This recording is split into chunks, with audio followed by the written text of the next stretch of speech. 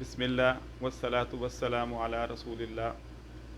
اللہ سبحانہ تعالیٰ قرآن کریم میں فرما رہے ہیں وَسَارِعُوا إِلَىٰ مَغْفِرَةٍ مِّن رَّبِّكُمْ وَجَنَّاتٍ عَرْضُهَا السَّمَاوَاتُ وَالْأَرْضُ أُعِدَّتْ لِلْمُتَّقِينَ۔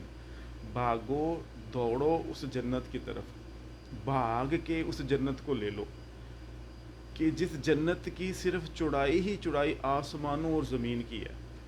یہ جتنی ہماری گلیکسیز اور کلسٹرز جو ہماری کائنات جو ہم نے ڈسکور کر لی ہے جو نہیں کی، یہ ساری کی ساری پہلے آسمان کے نیچے ہے۔ تو اللہ سبحانہ تعالیٰ کہہ رہے ہیں کہ ایسی جنت جس کی چوڑائی یہ ساری کائنات کے مطابق ہے، یعنی کہ آسمان و زمین کے برابر ہے، ایسی اتنی بڑی جنت اللہ نے بنائی ہے۔ اللہ اکبر۔ ہم نے تو صرف یہ دنیا ہی دیکھی ہے نا، وہ والا جہان نہیں دیکھا۔ تو اگر ہماری دنیا اتنی خوبصورت ہے تو اللہ تعالیٰ نے وہ جو جنت بنائی ہوگی وہ کتنی خوبصورت ہوگی۔ اللہ تعالیٰ کہہ رہے ہیں کہ اس کی طرف بھاگو، وَسَارِعُوا إِلَىٰ مَغْفِرَةٍ، اپنے رب سے مغفرت طلب کر لو کہ رب تمہیں معاف کر دے۔ یہ رمضان المبارک کا مہینہ ہے، تو اگر اس میں ہمیں اللہ سبحانہ تعالیٰ سے مغفرت نہیں ملی تو کتنے بد نصیب ہیں ہم کہ مفت میں مغفرت تقسیم ہو رہی ہے۔ ہر رات اللہ تعالیٰ لوگوں کو معاف کر رہا ہے، اور کچھ بد نصیب ایسے ہوں گے ان کو یہ مغفرت نہیں ملے گی۔ وَسَارِعُوا إِلَىٰ مَغْفِرَةٍ مِّن رَّبِّكُمْ وَجَنَّاتٍ عَرْضُهَا السَّمَاوَاتُ وَالْأَرْضُ أُعِدَّتْ لِلْمُتَّقِينَ، جو کہ متقیوں کے لیے بنائی گئی ہے۔ اچھا، آگے متقیوں کی کچھ صفتیں بیان کی جا رہی ہیں۔ متقیوں کی کیا صفتیں بیان کی جا رہی ہیں؟ الذین ينفقون فی السراء والضراء والکاظمین الغیظ، چاہے تنگی ہے چاہے خوشحالی ہے، چاہے ان کے پاس پیسہ ہے یا نہیں ہے، وہ تھوڑا بہت اللہ کے راستے پہ خرچ ضرور کرتے ہیں۔ زیادہ پیسہ ہوگا تو زیادہ خرچ کر دیں گے، تھوڑے پیسے ہوں گے تو تھوڑے خرچ کر دیں گے۔ یعنی کہ وہ خود غرض نہیں ہے، ان کو صرف میں اور میری فیملی نہیں ہے نظر آ رہی، اس کو ارد گرد کے ہمسائے، رشتہ دار، غریب لوگ بھی نظر آ رہے ہیں، وہ ان کی بھی خیر خواہی کر رہے ہیں، کسی بھی طریقے سے ان کی مدد کر رہے ہیں۔ پیسہ ہے تو وہ خرچ کر رہے ہیں، علم ہے تو وہ خرچ کر رہے ہیں، اپنا ٹائم ہے تو وہ ان کے ساتھ گزار رہے ہیں۔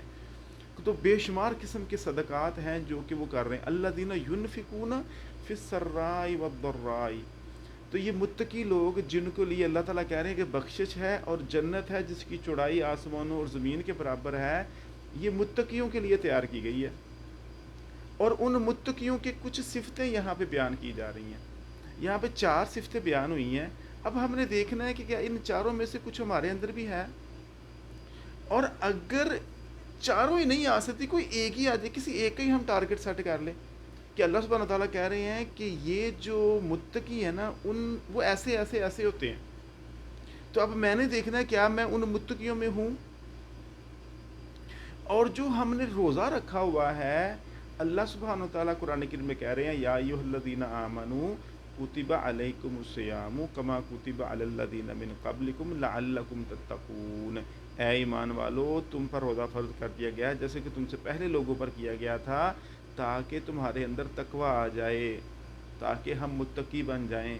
اور متقی کون لوگ ہیں؟ وہ جو یہ ہم نے آیت پڑھی ہے کہ اللہ سبحانہ تعالیٰ کہتا ہے کہ ہم نے جنت بنائی ہی متقیوں کے لیے ہے۔ اور متقی کون ہوتے ہیں؟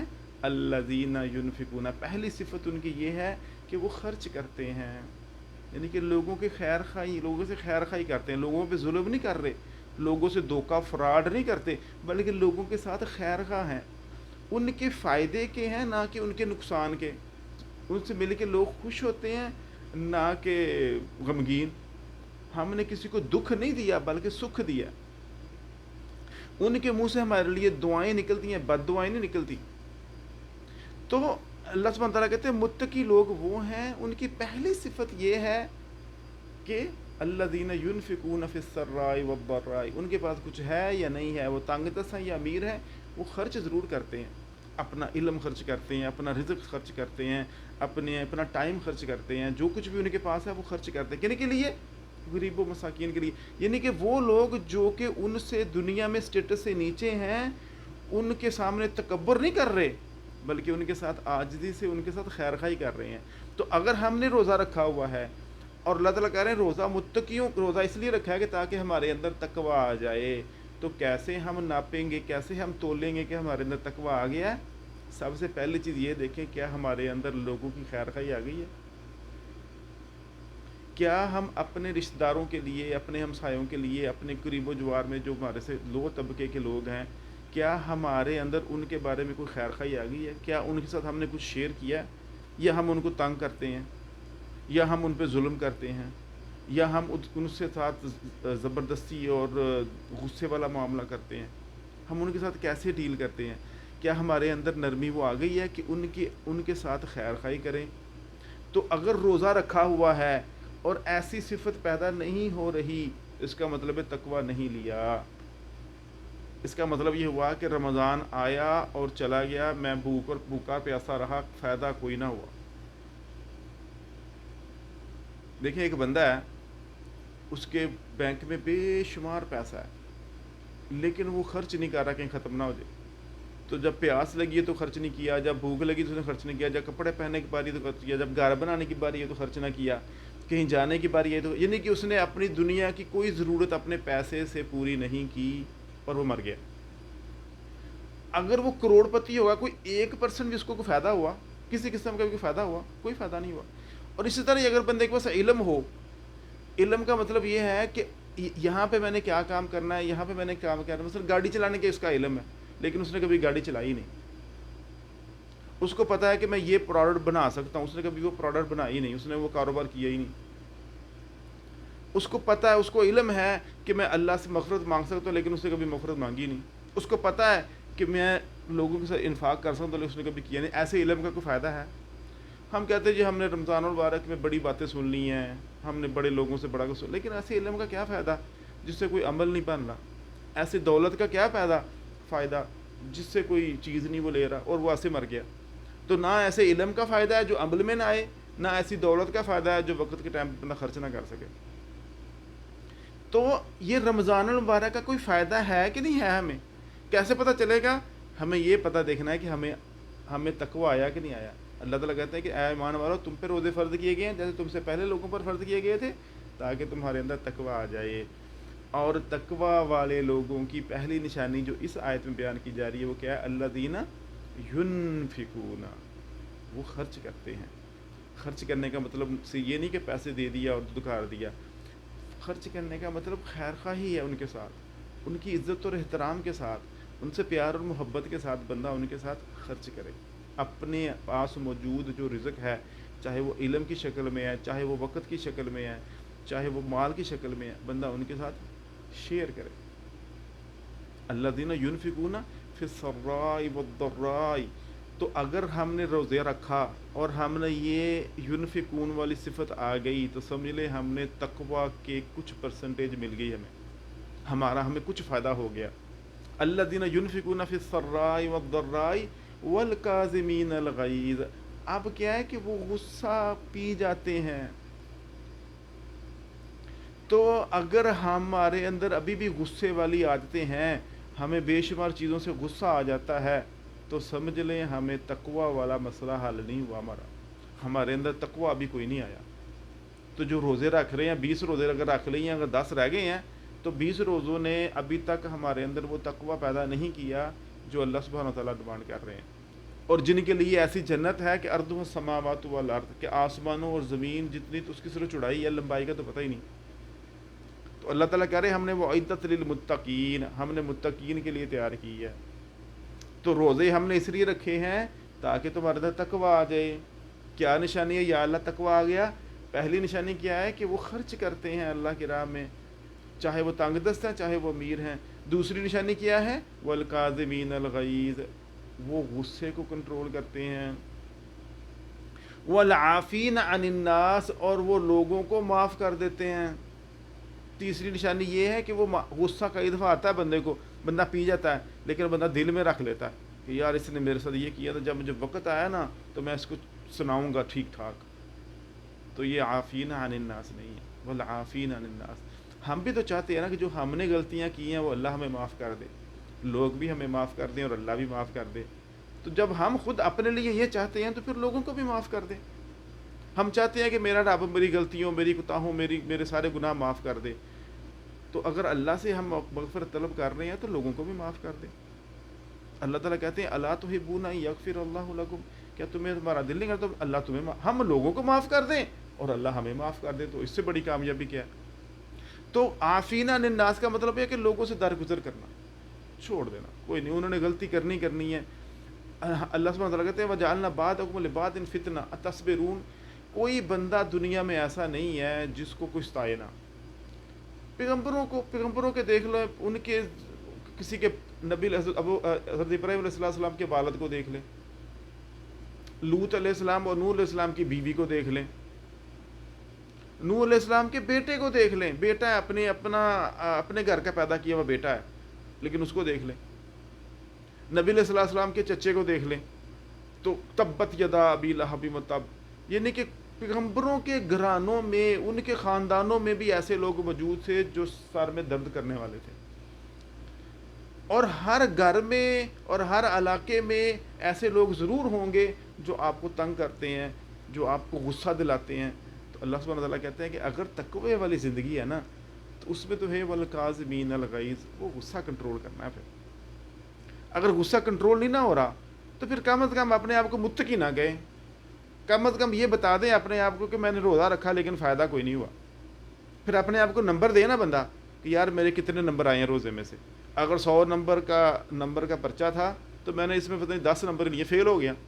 کیونکہ نہ تو ینفقون والی صفت آئی، انفاق فی سبیل اللہ والی، نہ تو میں نے کسی کو صدقہ دیا، نہ میں نے غصہ کنٹرول کیا، نہ میں نے لوگوں سے عافیت کا معاملہ کیا، لوگوں سے درگزر والا معاملہ کیا. تو کیا روزے کا کوئی فائدہ ہوا پھر؟ کیونکہ روزے نے تو تقویٰ دینا تھا، اور تقوی کی یہ نشانیاں تھیں. نہ تقویٰ آیا اور نہ یہ نشانیاں آئیں تو پھر روزے کا مہینے کا کیا فائدہ ہوا؟ اتنا مہینہ جو بھوک پیاس برداشت کی. تو ہم جب یہ غصہ آ جائے، جب ہم لوگوں سے درگزر نہ کر سکیں تو کم از کم یہ تو کریں نا کہ اپنے آپ کو کہیں کہ میں اس پرچے میں فیل ہو گیا. کہیں نا اپنے آپ کو لکھ کے کہیں گے آج میں نے یہ پرچہ فیل کر دیا. جب فیل ہوگا بندہ پھر کوشش کرے گا نا کہ اگلی دفعہ بندہ کوشش کرے، اگلی دفعہ بندہ ٹرائی کرے، یار اب غصہ آ گیا، اگلی دفعہ نہیں میں نے آنے دینا. اگر اگلی دفعہ پھر آ گیا پھر کوشش کرے. یہ ایک مسلسل سٹرگل کا نام ہے. یہی وہ جہاد ہے جو نبی علیہ الصلوۃ والسلام فرمایا کہ اپنے نفس کے خلاف بندے نے کرنا ہے. یہ نفس کے گھوڑے کو قابو کرنا کوئی آسان کام نہیں ہے. اگر ہم اس جہاد میں کامیاب ہو گئے تو انشاءاللہ متقیوں کی صفت میں آ جائیں گے، جن کے لیے اللہ سبحانہ تعالیٰ کہتے ہیں کہ جنت ہے جس کی چڑائی ہی چڑائی آسمان اور زمین کی ہے. اللہ اکبر. تو والکاظمین الغیظ والعافین عن الناس واللہ یحب المحسنین والذین اذا فعلوا فاحشۃ او ظلموا انفسهم فاستغفروا اللہ واستغفر لذنوبہم. وہ اپنے گناہوں کی معافی مانگتے ہیں، طلب کرتے ہیں اللہ سے. اگر ان سے کوئی فحش کام ہو جائے، یہ جو فحاشی والا کام ہے یہ تو موبائلوں میں، ٹی وی میں، جگہ بازار میں چلے جاؤ تو وہاں پہ، یعنی کہ انسان کی آنکھیں محفوظ رہ ہی نہیں سکتی. یہ خواہ مخواہ یہ فحش چیزیں جو ہے نا انسان پہ اوپر دھونسی جا رہی ہیں، انسان کے اوپر مسلط کی جا رہی ہیں. تو اللہ کو بھی پتا تھا کہ میرا بندہ اس دنیا میں جا رہا ہے، یہ میرا متقی بندہ ہوگا، یہ بھی کوئی فحش کام کر بیٹھے گا، کوئی فحش چیز دیکھ لے گا. تو اللہ تعالیٰ نے بھی لکھ دیا قرآن میں والذین اذا فعلوا فاحشۃ او ظلموا، کوئی ظلم والا کام کر دیا ہے، کوئی فحش کام کر دیا ہے، ذکر اللہ، وہ اللہ کو یاد کرتے ہیں، یا اللہ غلطی ہو گئی. فاستغفروا لذنوبہم، تو اپنے گناہوں پہ معافی مانگتے ہیں. ومن یغفر الذنوب الا اللہ، اللہ کے علاوہ کون معاف کر سکتا ہے گناہ کو. ولم یصروا علی ما فعلوا، وہ ان چیزوں پہ ڈٹے نہیں رہتے کہ یار میں نے اب یہ ایک دفعہ کر لیا، چلو 2 دفعہ کر لیتے ہیں، تیسری دفعہ کر لیتے ہیں، چوتھی دفعہ کر لیتے ہیں. اب وہ 1000 چوہے کھا کے بلی حج کو چلی، میں تو اتنا برا بندہ ہوں تو میں نے تو غلط کام کر لیا، اب چلو 2 اور کر لیتے ہیں، 10 اور کر لیتے ہیں، 20 اور کر لیتے ہیں. نہیں، اللہ تعالیٰ کہتے ہیں ایسے نہیں وہ کرتے. متقی لوگ ایسے نہیں ہوتے. متقی لوگ یہ ہیں کہ جو ہی ان سے کوئی گناہ ہوا، چاہے کسی پہ ظلم کر بیٹھے ہیں، چاہے اپنی جان پہ ظلم کر بیٹھے ہیں، چاہے کوئی فحش کام کر بیٹھے ہیں، اللہ کو یاد کرتے ہیں.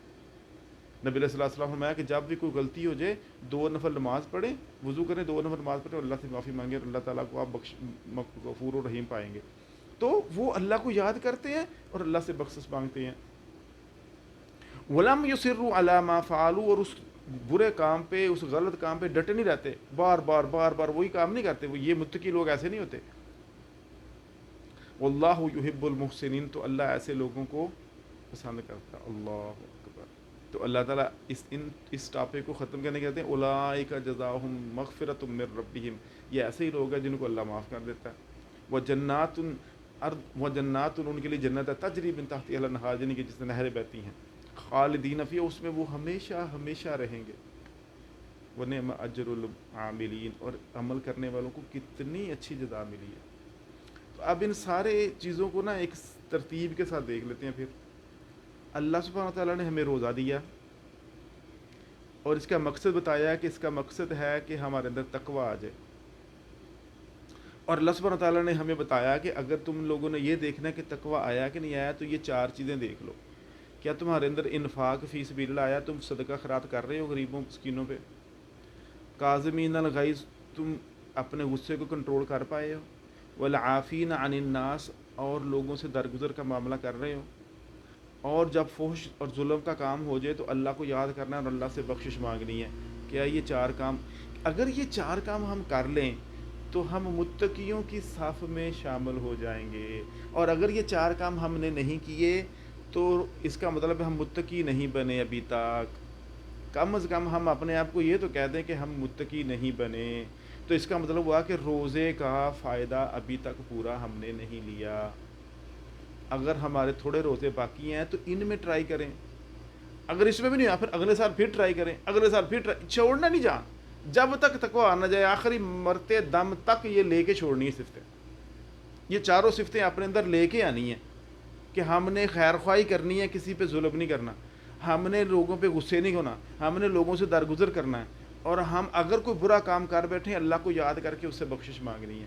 تو جب یہ چاروں کام کر لیں گے تو اللہ تعالیٰ کہتا ہے یہی میرے متقی لوگ ہیں، اور اللہ تعالیٰ نے جنت بنائی ہی متقیوں کے لیے۔ تو ہم نے اپنے رمضان کا یہ ٹارگٹ سیٹ کرنا ہے کہ یہ چاروں چیزیں ہمارے اندر آ گئی کہ نہیں آ گئی، ایک ایک کر کے آ جائیں، یہ چاروں اکٹھی آ جائیں۔ تو یہ ٹارگٹ سیٹ کرنا ہے، دیکھنا ہے ہمارے اندر، ہمارے بچوں کے لیے اندر، ہمارے ارد گرد ماحول کے اندر یہ سارا کچھ آ جائے تو کتنا پیارا خوبصورت ماحول ہو جائے گا۔ اللہ اکبر۔ کبھی اس گھرانے کے بارے میں سوچیں جس گھرانے میں غصہ نہ ہو اور لوگوں سے درگزر ہو، وہ کتنا، وہ تو جنت دنیا میں بن جائے گی۔ اللہ اکبر۔ اگر ایک علاقے میں آ گیا ہے، اگر ایک ملک میں آ گیا ہے، اللہ اکبر، تو وہ کیسا ہوگا؟ وہ علاقہ، وہ رہن والی جگہ کتنی پیاری ہوگی۔ اللہ اکبر۔ تو اللہ تعالی ہمیں بھی متقیوں کی صفات اپنے اندر پیدا کرنے کی توفیق عطا فرمائے۔ السلام علیکم ورحمۃ اللہ وبرکاتہ۔